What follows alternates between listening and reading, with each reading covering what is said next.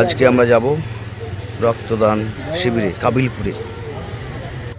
তো আমাকে নিতে চলে এসেছি আমার বন্ধু ভাইপো পাড়ার ছেলে, একসঙ্গে ঘোরাফেরা করি আমরা। এখন যেতে যেতে কিছু দূর গিয়ে আরেকজন যাবে, আমাদের আর একটা বন্ধু, তার বাড়ির সামনে গিয়ে দাঁড়াবো। এখন এটা আমাদের মোড় থেকে আশেপাশের বাড়িগুলো।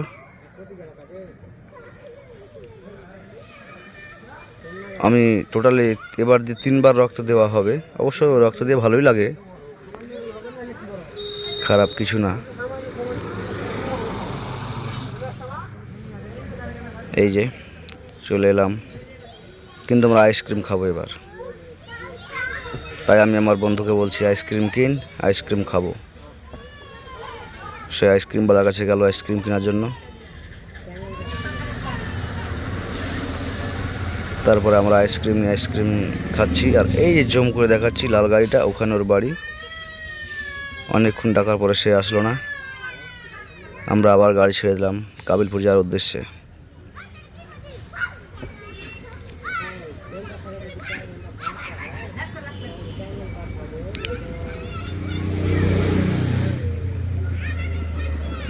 অবশেষে আমরা চলে এলাম। 7 মিনিট 8 মিনিট সময় লাগলো আমাদের আসতে। এখানে এখনো সব লোক এসে পৌঁছায়নি এখনো। আমরা এই প্রথমে গেলাম। এখানে নাম এন্ট্রি করলাম।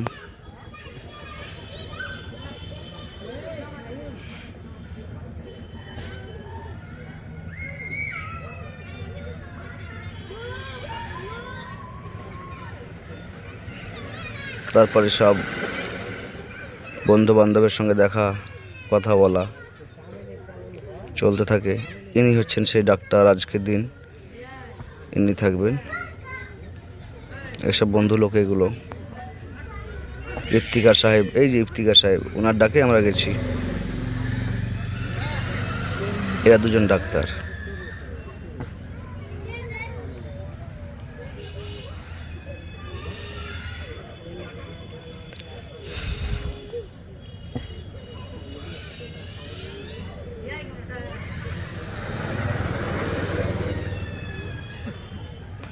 অবশেষে 4-5 জন হয়েছে। তারপরে আমি শুয়ে বললাম বেডে এইখানে।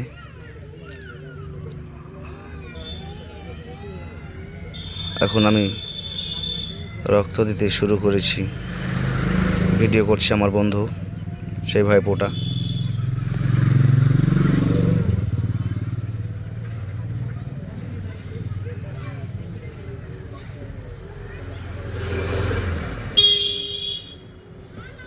হাতে ব্যথা করছিল, তাই ডাক্তারটাকে বললাম এর আগে তো ব্যথা করেনি হাতে, এখন কেন হাতে ব্যথা করছে।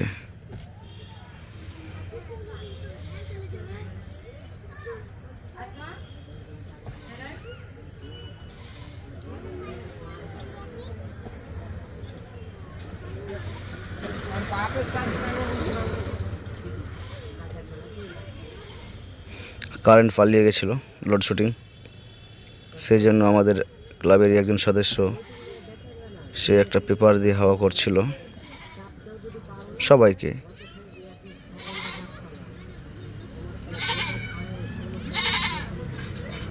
তারপরে যখন হয়ে গেল, আমাদেরকে ভিতরে এই ক্লাবের রুমটাতে নিয়ে এসে বসিয়ে রেস্ট করার জন্য বলল। 5 মিনিট এখানে রেস্ট করলাম বসে। তারপরে বাইরে চলে গেলাম।